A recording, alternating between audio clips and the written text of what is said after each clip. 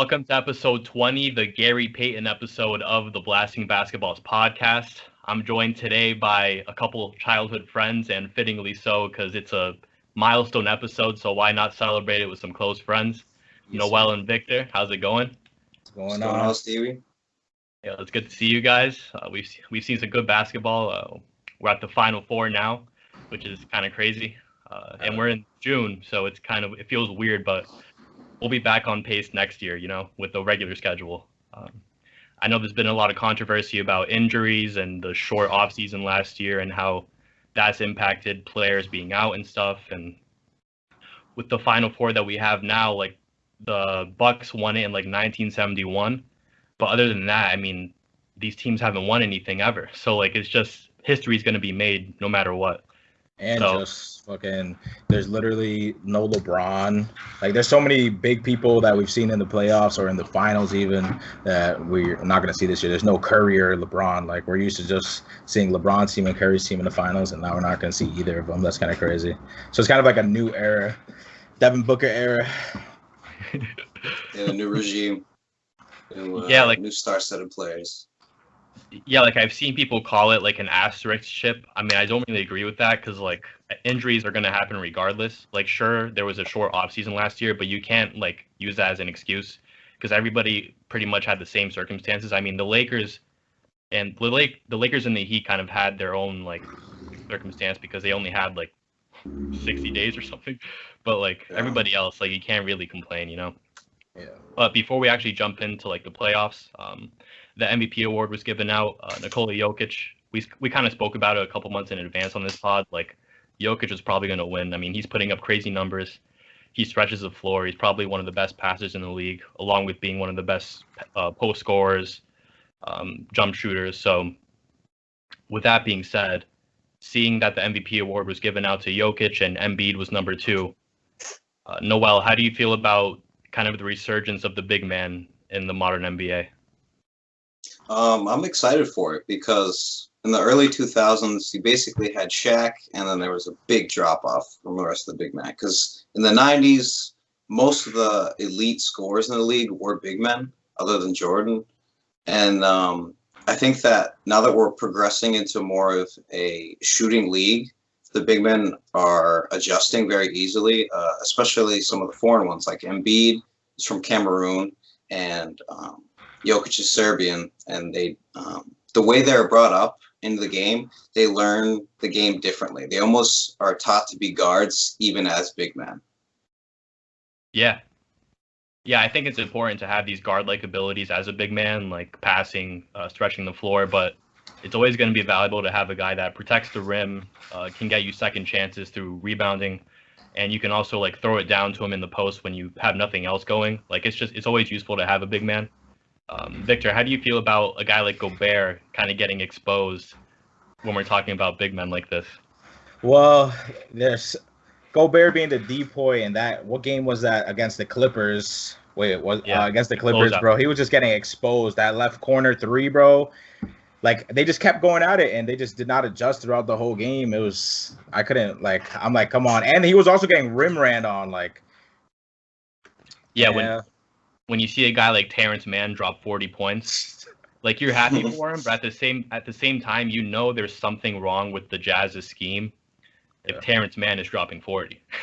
Bro, so, that left corner was just always wide open, bro. And Rudy Gobert, he was staying in no man's land. Like, either you're camping in the paint, but no one kept rotating to that corner. So like, because but that was yeah. And Jokic was the first Nuggets player to win MVP. He was the lowest drafted player. I think he was drafted 41st during a Taco Bell commercial. He was also the third player out of Europe to be MVP next to Giannis and Dirk. So pretty impressive. I'm happy for him. I love Jokic's play style, though. He said he can do a little bit of everything. He's such a good passer from the top of the key. And he could score every time, bro. Like, he was carrying that Nuggets team, bro. What was it, game 3, I think it was? He dropped like a 32-20 game. Like, that's fucking ridiculous. 32-20-10. 30-point triple-double as a big man is so hard to do. And then especially that he has a 3-point shot. I love Jokic's game, and that's the new era of big man now. Like you can see Joel Embiid now shooting jumpers, fadeaways. Like now he's just not doing hook shots and all these little things. Now they're developing to jump shooters. So I'm loving the way the game is changing because now like all 5 players. Now we even see defenses like every player switching. So like every player has to guard every single player on the court, no matter if you're a point guard or a center. So I like the way that this is changing the game overall. Yeah. It's unfortunate for some guys like Zubac because like he gets exposed in situations like that where he has to switch. Like we saw in the Mavs series where he had to guard Doncic and he just couldn't. Doncic was frying him. Oh my god, they were literally just high fucking pick and roll, and he was just getting exposed. That step back 3. There was like one time he did it 3 times back to back. Literally just step back, killed him every single time. But I like Zubac's game though. Like he's a pretty good big. Like he could score, but I don't like that Clippers big man. Isn't what happened to Montrez? Didn't play. He was on the Lakers. They just wouldn't play him. Yeah. I think the Clippers were right about him after all. Like damn, they didn't even throw him in the games. I was like, this is bad. Well, that brings up one point I wanna touch on is fit and scheme for players, especially teams that want to find their identity. Like the Clippers. They were really trying to find their identity throughout the playoffs, which is why I think they went down 2-0 twice. But then once Ty Lue made adjustments, they put the right lineups out there. All of a sudden, they look like one of the best teams in the league. And for example, last year when the Lakers won, they basically cut out all the 3-point shooting as far as their priority. They went physical. They went with big lineups. They were throwing in players like Dwight Howard in there. And that doesn't necessarily work with each team. You have to really find your identity as like that tough rebounding team that pounds into the paint, or that team that focus on a star and then kicks out to a shooter. And I think that's one of the most important parts of why Brooklyn lost is that because of their injuries, they couldn't find an identity and get chemistry. And they can't play a player like DeAndre Jordan because they have a bunch of shooters out there and he just clogs the paint and can't hit free throws, so he's unplayable. Yeah, we've seen Tyronn Lue make in-game adjustments, and the playoffs are all about making adjustments game after game. Something's not working, so you have to change it, whether it's setting a late trap to Donovan Mitchell or Luka Doncic in the shot clock, just forcing the other guys to beat you. One issue that I saw with Tyronn Lue is like you try to stop everybody at once, but that's just not possible. You either got to try to take away Luka and then let everybody else kill you, or let Luka heat up and then let everybody else like not score. So like you can't try to do both, and you have to. Yeah, I really like how Tyronn Lue's kind of taken the initiative to make adjustments where Doc Rivers kind of just stuck with his horses. Like he kept playing Montrezl Harrell against Jokic even though he was getting lit up last year, and that's how the Clippers lost 3-1. So yeah, that Clippers Jazz series was interesting though because like game 1. Kawhi and PG had really bad games, and Donovan was just frying, dude. That was Donovan had 45 that first game. I like that series because Donovan really proved himself, and like he hasn't got that respect till I think this year. And now Paul George kind of found himself in that series, and now he's just been on a tear. And now Kawhi's gone, and he's just been taking over. I love how that we're getting that Indiana Pacers Paul George back now. Yeah, I mean, the thing about the Jazz is like they're so well balanced, and like guys like Jordan Clarkson are hitting like these crazy shots off balance and in people's faces. Bogdanovich, yeah, he has a great jumper. I love that. I love him, bro. That one game, there was one game he started off with like 6 threes. He be going off, and fucking Jordan Clarkson, great spark off the bench. It might have been a mistake to bring Mike Conley back. You kind of saw it similar to James Harden, where they were kind of hampered by their injury, but they also wanted to help their team. But it was almost kind of to a detriment where they couldn't be themselves, and they were kind of holding their team back almost. So yeah, that's also an interesting thing. I was that they did that a lot in this playoffs. Like a lot of players coming back early from injuries to try and save the day, but it just doesn't work like that. You're not playing healthy. James Harden, you could tell like he was barely sprinting. Like he would usually be running the fast break. You seen him at possessions. He would catch the ball, and he could have got like easily got like a 2-on-1 or something, but he just stops it and just let the defense get back and set their defense. So That Nets series, I can't believe it. Like Jason Kidd, he probably can't believe it either. They had this super team, and everyone was expecting them to make the finals, and they didn't even make it to the conference finals this year. It's kind of sad.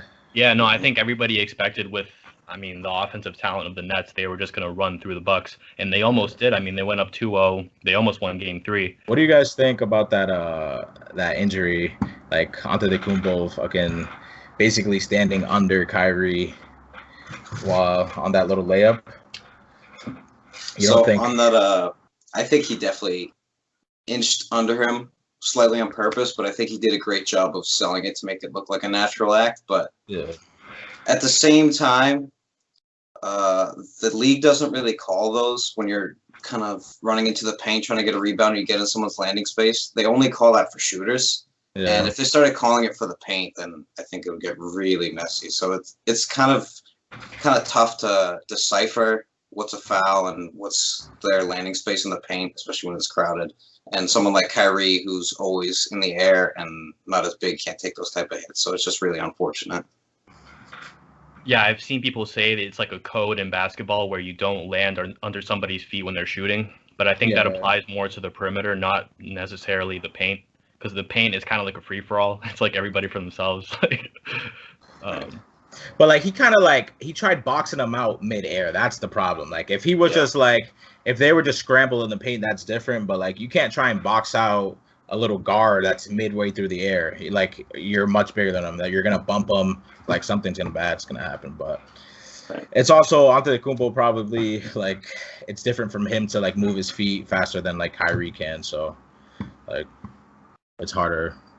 It's kind of not. It was definitely not on purpose though. But he should have.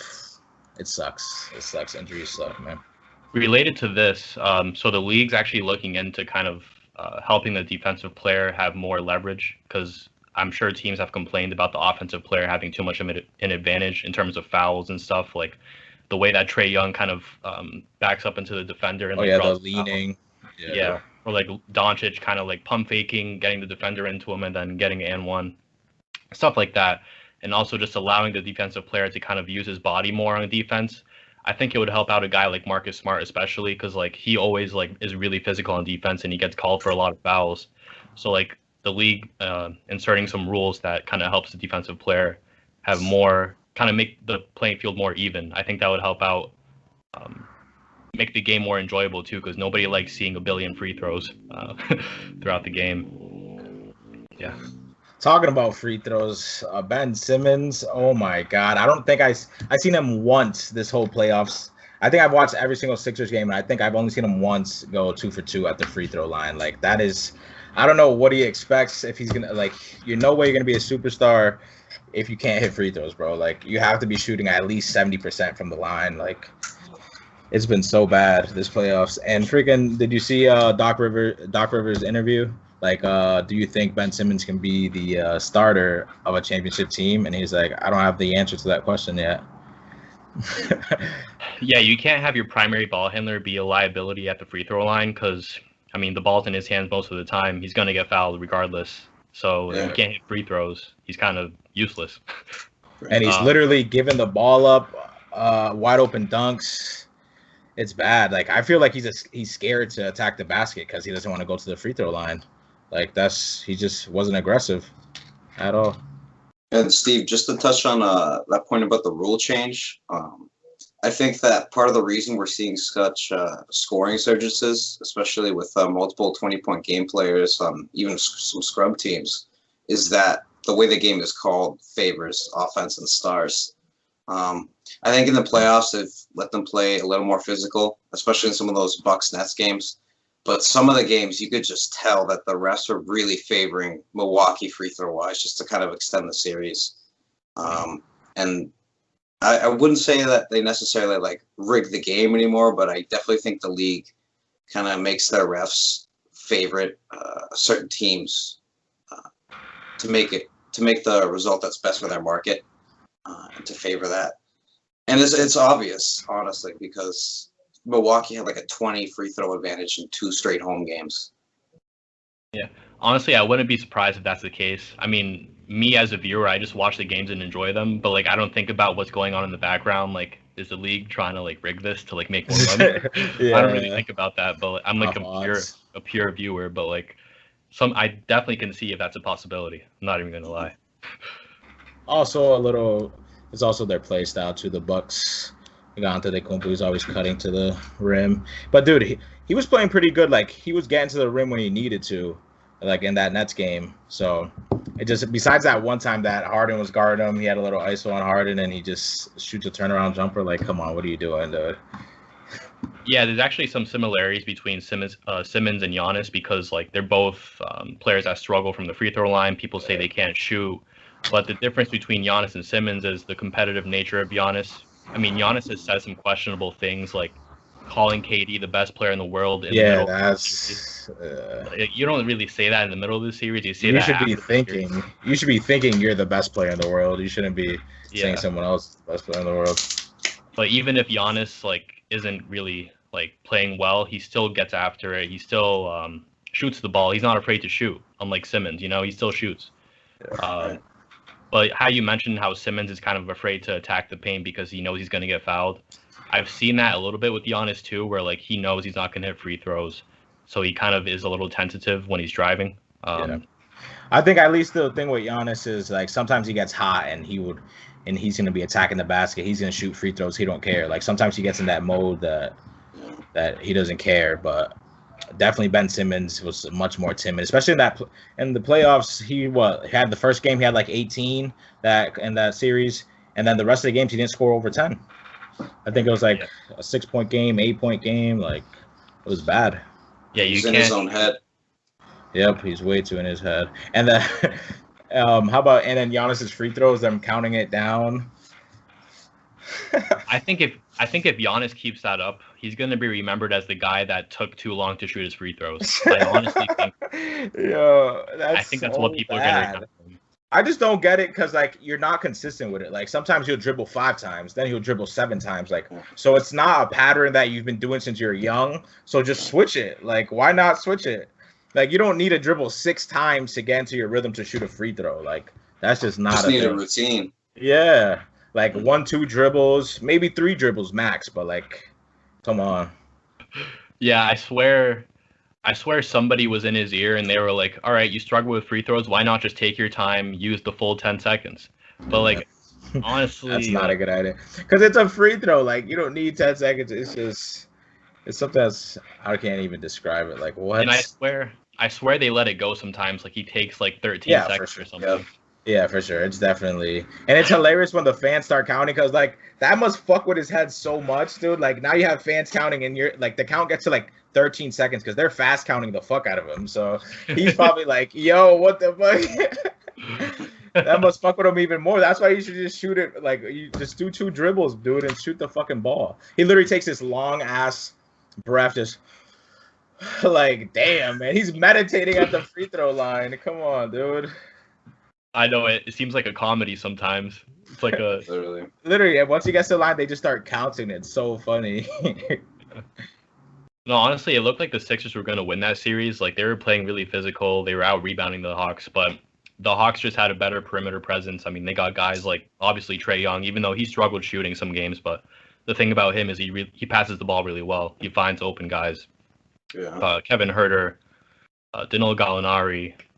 Even John Collins can stretch the floor too. Like he's really athletic. He's great around the paint, but he kind of has an all-around game, and that's the reason why they're in the Final Four now.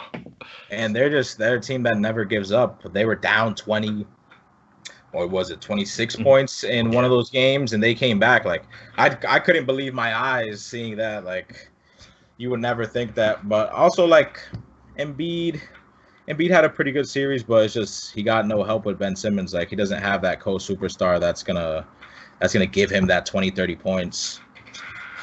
Do you blow it up if you're the Sixers, Noel? I would say you probably have to trade Simmons. But one thing I noticed is that because of Embiid's meniscus tear, which a lot of people kind of forgot about, he's playing on a torn meniscus. And last night especially it showed because on defense, he basically stopped trying because he has to do so much on offense for his team and he's on a hurt knee. and I just saw Capella score 8 straight points off just lobs from Trae Young, and Embiid's just like watching the ball, and that's not what the usual Embiid is like during the regular season when he's healthy. He's a defensive powerhouse, but I think that eventually next year when he's fully healthy, they're really gonna have to think about what they want to do with that roster. But I do think that Simmons is probably gone. I think they should have traded him this year to somewhere like Washington or Toronto or Houston, or make one of those deals. They definitely should have gotten Harden when they had the chance. For sure. I don't know how you could turn down Harden. Yeah, I thought the Sixers did a good job of adding guys that can shoot to their team, like Seth Curry, Danny Green. But at the same time, your two best players can't clog the paint up, you know? Like, Right. I think the Sixers would benefit from getting Simmons out of there and then adding like a 3-level scorer like Bradley Beal. It would really open up the paint for Embiid. I think that'd be great for them. One thing in that series was like having little key players that really changed the game, like having John Collins, Kevin Huerter for the Hawks, and like Seth Curry was going off. He was looking like Curry out there. So there's been a lot of key players in this playoffs. That's one thing that I've noticed. And the Suns, my favorite key player this playoffs is definitely Bridges on the Suns, dude. I've been loving his game, bro. He's such a great two-way player. He can shoot it. Like, he's been averaging he's definitely averaging more than 15, and that's just been a key role for the Suns team. And he's definitely one of the key factors. Him, Jay Crowder, one of the big keys to why they really why they swept these Nuggets. But also no Jamal Murray. That was one thing. There's no Jamal Murray. And then what do you guys think about them starting Campazzo and Austin Rivers in the backcourt, like as their for those games with no Jamal Murray? I mean, it's tough. I like Campazzo. The size definitely hurts him. I really don't think he hurts you because he actually can shoot the ball. He passes really well. But Austin Rivers has kind of been this journeyman player where he has these games where he plays well, but most of the time he's kind of just like mediocre-ish. Well, Will Barton was hurt too, which is why they had to play a lot more Rivers. But once he came back, it was just one of those situations where injuries caught up to them. Losing Grant from last year, he was a big part of their team. They didn't have as much depth up front. Aaron Gordon was struggling. He had a couple games where he had under 10 points. It was just one of those years for them where they had the MVP, they were playing great, and then as soon as Jamal Murray gets hurt, the whole season's basically done. There's no shot at winning a title at that point. And I really wanted to see Jamal Murray this year because after last year in the bubble, he was going off. I wanted to see how that translated this year. Yeah, injuries really killed a lot of teams this year. I think that's part of why Utah lost. I do think the Clippers played well, but not having Mike Conley and Donovan Mitchell was hurt the whole time. He got hurt in game one. Yeah. He was like grimacing on the ground, and you could kind of tell he wasn't 100% during the series. But with that Utah team, they're a rhythm team, and they love just moving the ball, like moving without the ball, not as much dribbling, like very unselfish. And so losing Conley, who's one of their best defenders and one of their best shooters, it really messed up their rotation because they had to play Clarkson a lot more and play him in spots where he wasn't necessarily comfortable playing as far as guarding, like, for example, Reggie Jackson or Paul George. Yeah, I thought after the Mavs series, I thought the Clippers kind of dodged the bullet because, like, dealing with Doncic, like, that was just otherworldly. I mean, I was looking at him and I was like, wow, this guy's going to be the best player for, the next 15 years? Yeah. But then we meet Mitchell, and I'm like, okay, it's not going to be as bad. It might have been even worse. Like, some of the shot making that Mitchell had, like, he looked like a superhero out there, even with the bad ankle. Like, he was great. As a Clippers fan, it feels like these guys just light you up and you can't do anything about it. Jeez. But that Clippers team is deep, though. Like, they had Reggie Jackson, Patrick Beverly going off. So, like, they had, even though with Kawhi going down, they still had Morris guys, and Morris. Yep, Morris, that little turnaround off the low block. So that's a good thing about them. They're deep. So, and they also got to throw DeMarcus Cousins. We've seen him. He's been playing some good minutes in this this new series coming up. Yeah, how about Reggie Jackson though? I mean, vet min, buyout player. He really lost the will to play, and then him and Paul George are good friends. So George told him hey, why don't you come play with us? We kind of have a chance to win the championship.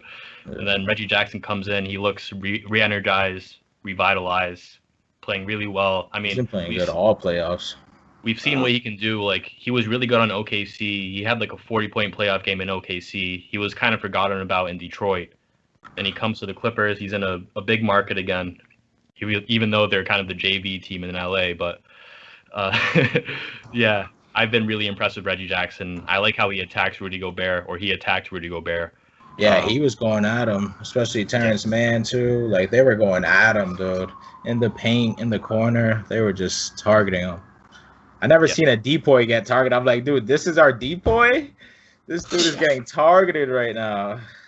Literally unplayable in small ball.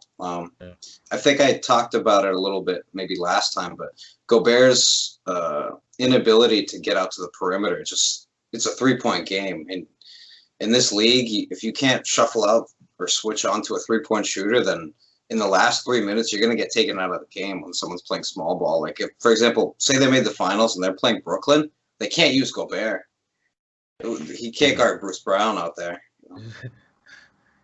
Yeah, it was easy to see that was the major reason why they lost that series. I mean, it was a glaring issue. You could see it in the closeout game. They were up like 22 at half, and then you just see Terrence Mann hit like 53s in a row. Like, he was going crazy, dude. Yeah. No, it was hype. I mean, I loved seeing it. And like, Yeah, as a Clippers fan, it's like, I know that people generally consider winning a championship as a successful season, but the Clippers have never made it past the second round. Right. And seeing my favorite player, Paul George, kind of lead the Clippers to that second round victory, anything else at this point is just gravy for me, you know? Yeah. Like, without Kawhi, it just feels like, you know, we're kind of underpowered right now. If we beat the Suns, I'd be shocked, to be honest. Devin Booker is looking like the mini Mamba out there. Dude, You know, you could tell how much CP3 has rubbed off on that whole team. Even that, especially Devin Booker. Last night, even he just kept going at that mid range. Like, if they weren't adjusting, and he just kept going at it. And I'm just like, you could see so much CP3 into this team, and at the way they play, they're so competitive.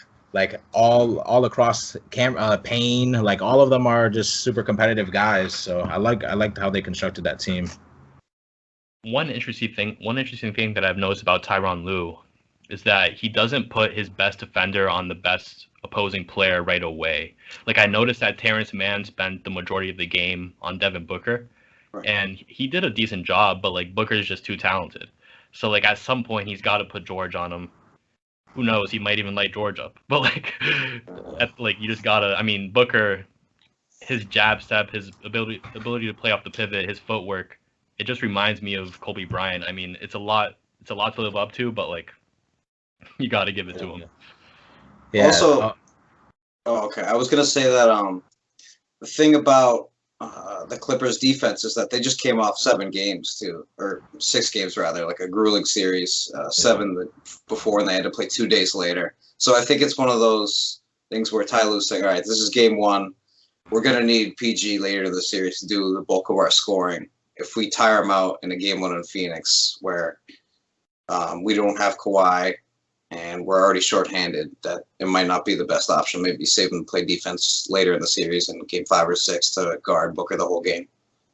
And like, another thing that I've noticed that Ty Lue does is in that first game, he plays like a 12-man. He plays like 12 guys and sees like who's really going to fit in this series, and he just goes based off that. So like, of course, especially after a 7-game series, you need to use your depth, and that's one good thing that the Clippers team has, is definitely depth.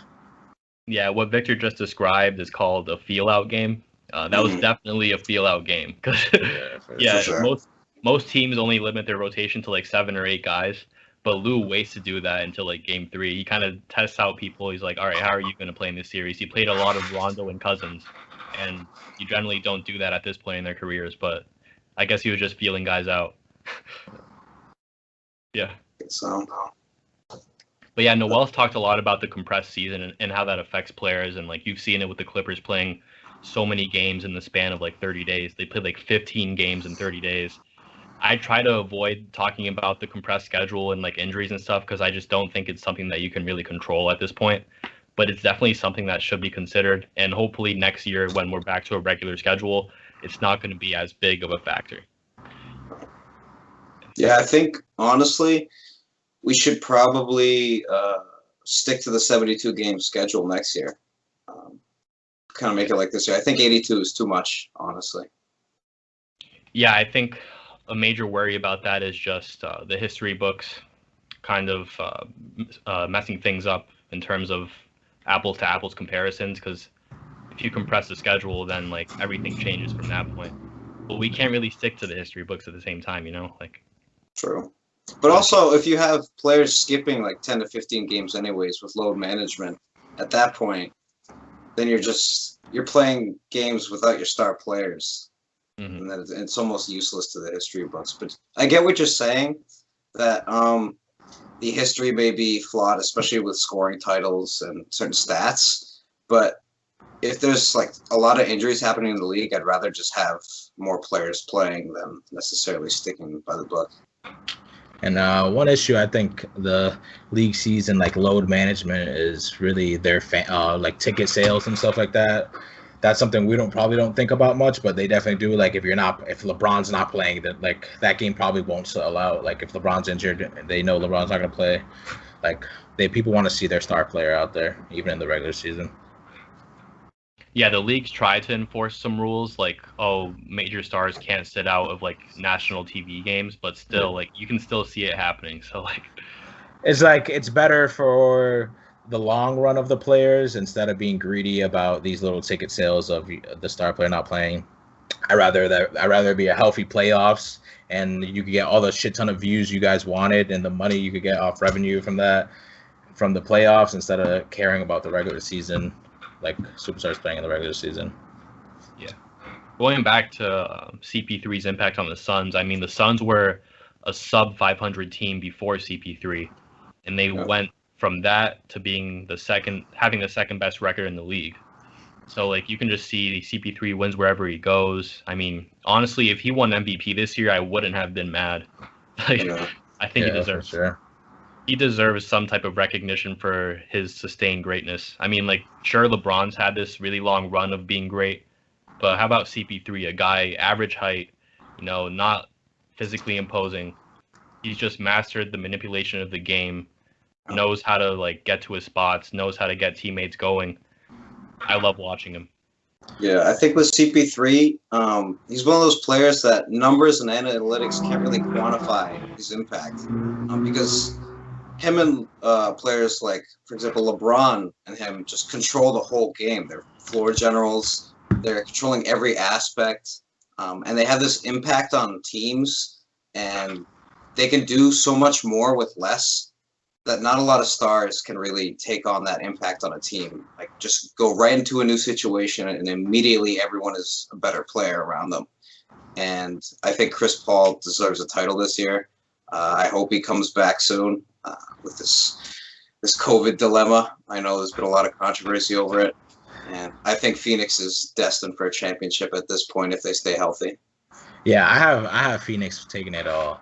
But to talk about CP3 and like the little things that he does in these games, like when like they have these huge 20-point lead games, and then the other team starts going on a run and he draws a little foul, the little rip through he gets to, goes to the free throw line, and those little things change the game so much, because when momentum starts swinging, if you don't get a bucket, like the best way to get a bucket is going to the free throw line and having someone like CP3 or Devin Booker at the line. Those are guaranteed 2 points. So like that's been a big thing that I've seen, that he's been stopping these runs by these teams like the Nuggets and just going off, and then he just starts going at that free throw, and once that little jumper starts going, dude, that man can't miss.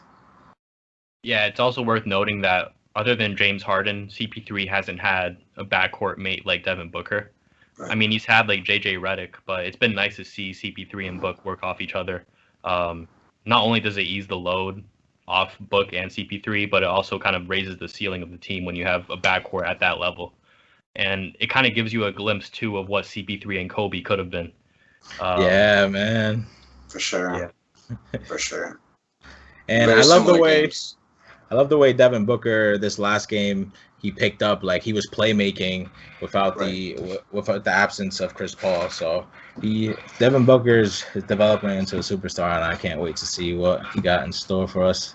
First career triple-double. Yeah. And that was a 40 point. Yeah. Yeah, like we become desensitized to all these crazy stat lines, but come on, a 40-point triple-double in your first playoff appearance in the conference finals. Yeah, man. You got unbelievable. He's been playing so well. Like his game's been like flawless, and he's so smooth with it. His jumper, oh my god. One thing I wanted to bring up is when it comes to shooting guards, I was thinking about it the other day, and you could argue that right now Devin Booker might be the second best shooting guard in the NBA. I think that it's probably Klay, but because Klay's not healthy, I would probably put him at 3 and Donovan Mitchell maybe at 4 for me. Who's first? Harden. Honestly, right now, as we're speaking, Devin Booker. I can't put Devin Booker over Harden. I mean, from what we just saw from James Harden, like, yeah, he's injured, but he could barely. James Harden. Nah, you cannot judge James Harden from that series at all. James Harden, when he's cooking, man. That boy, little tween. He can't miss, bro.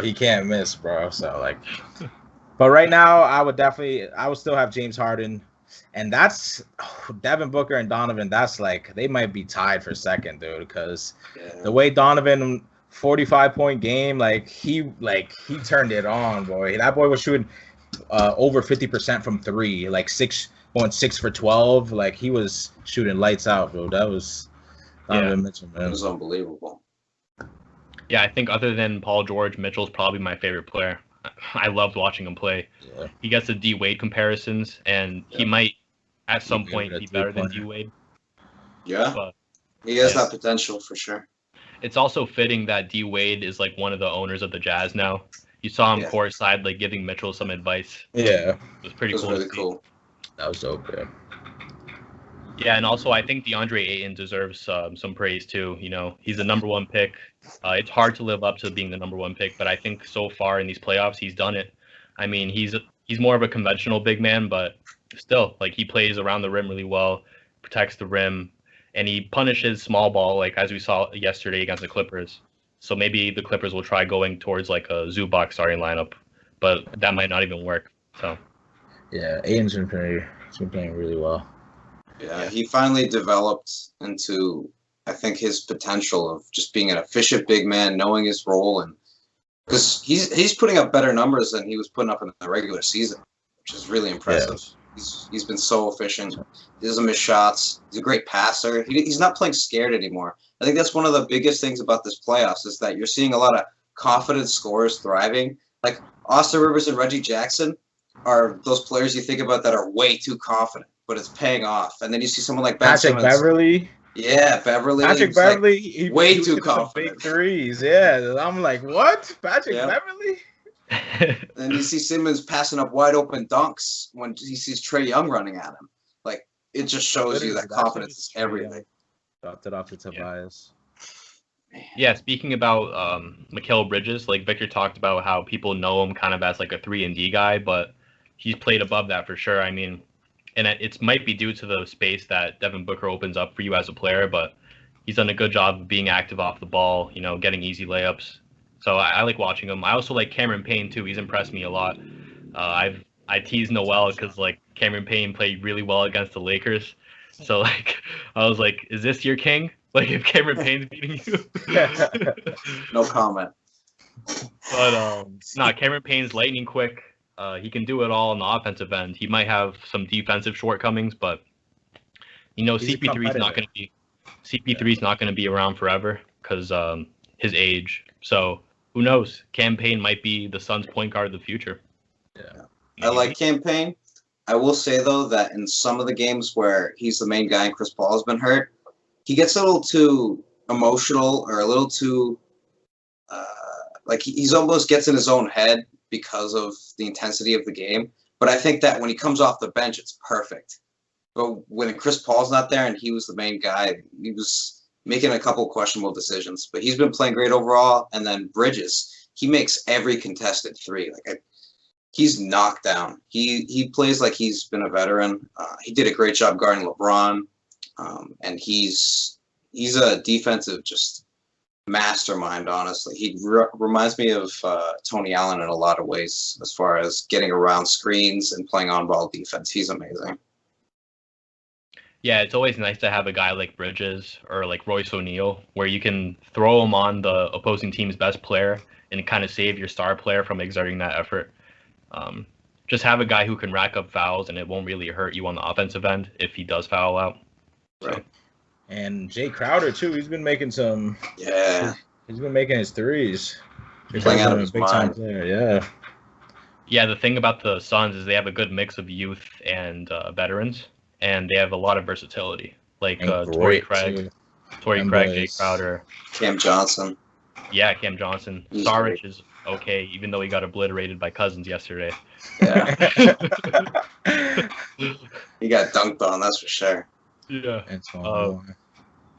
So speaking about kind of like the Hack-a-Simmons, that whole situation, do you think that like the intentional fouling aspect of the game should be kind of ruled out as time goes on, or is that part of like the chess of basketball?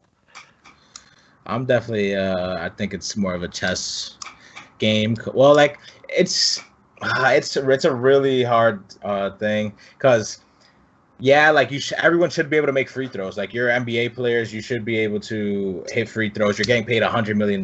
You can't tell me you can't get a trainer to fix that free throw, man. Like, come on. Yeah. But then it's also this thing with head coaches and like seeing like who's smarter, who's really gonna believe and like really foul this guy this whole entire game and see like if they really have the balls to do that as a coach. Like how much, I guess it's not really cheating because like it's a part of the game, but like how much do you really want to do that to win a game? Like how desperate are you to win a game to do just hack up Ben Simmons the whole game? Right. I think it's definitely bad for the NBA as a product.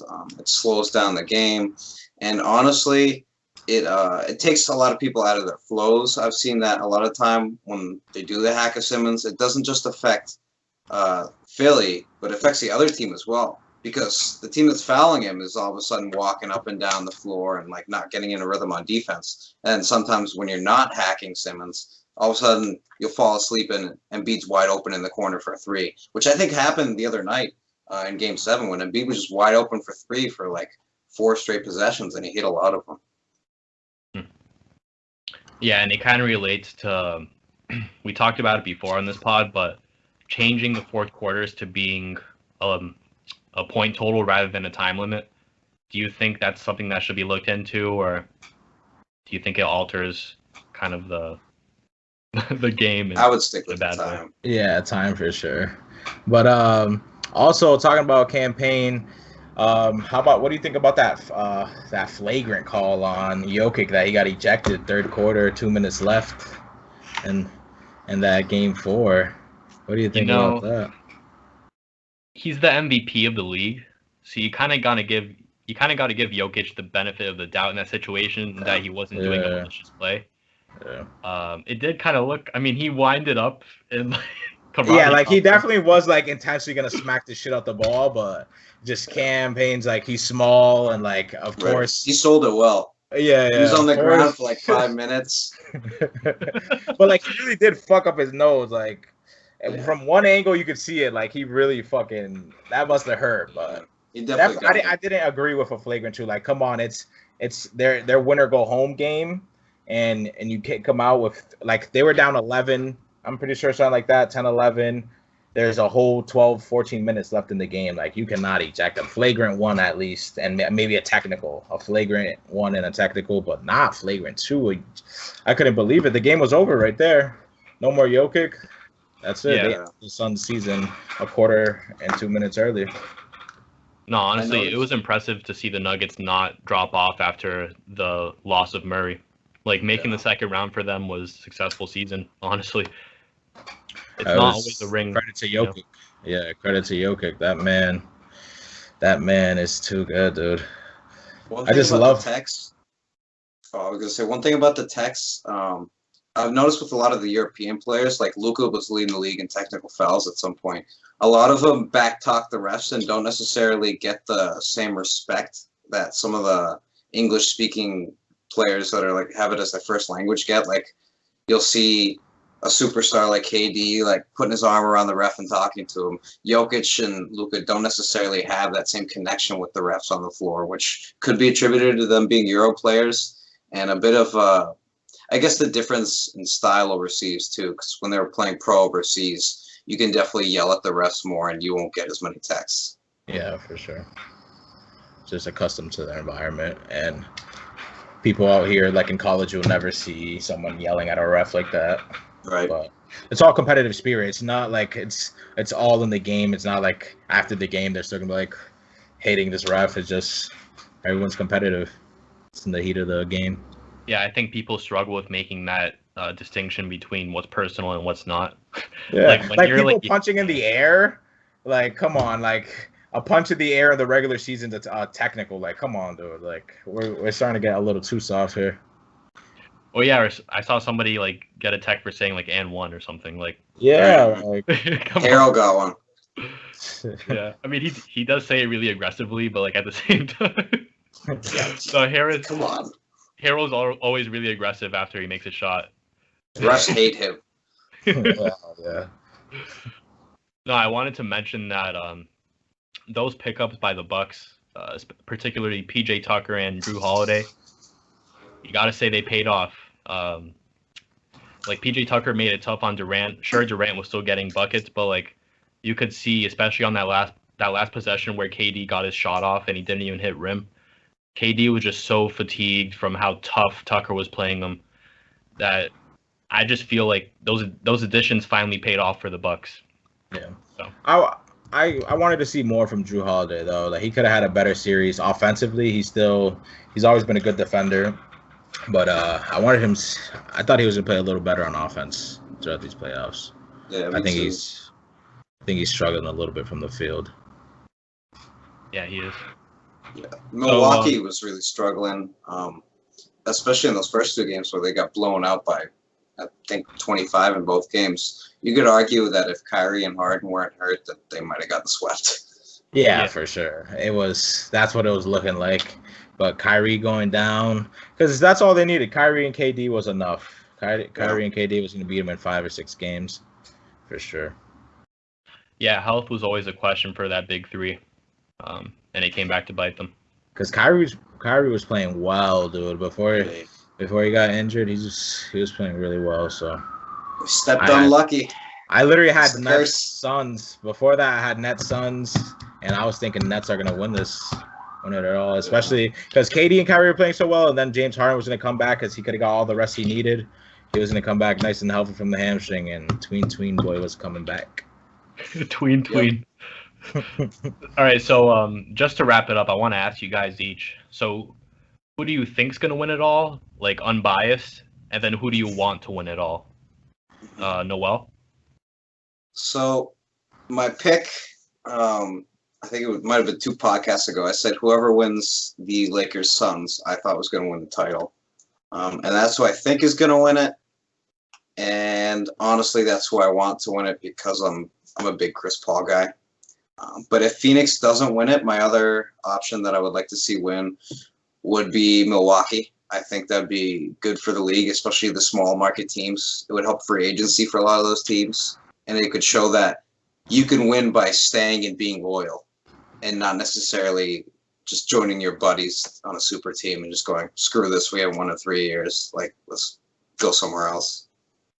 Yeah, I think it would help Giannis get that championship monkey off his back too. Yeah. As a great player, you kind of need that ring to kind of shut everybody up. So, for sure. What about you, Victor? For me, I say whoever comes out the West. It's going to be the Clippers or Suns.